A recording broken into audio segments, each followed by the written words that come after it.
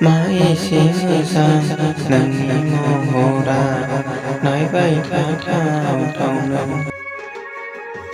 nâng bằng hai nâng niệm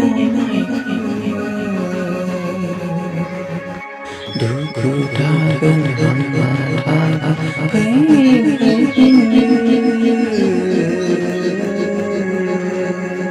sống mãi mãi về mà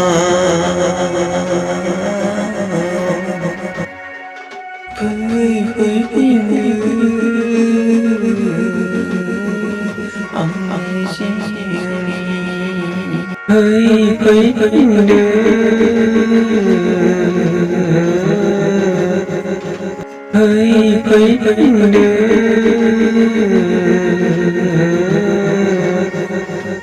bằng nước xa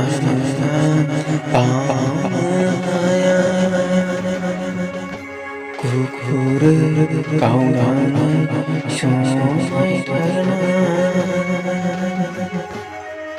bisi bersama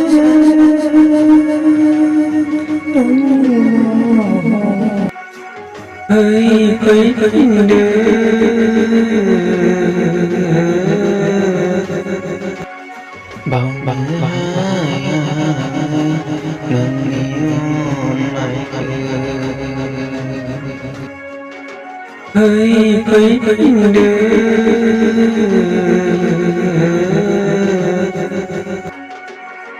bisi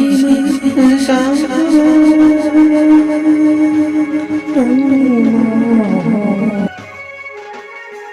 bang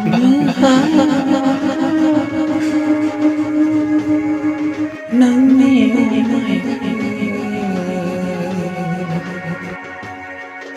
phơi in đời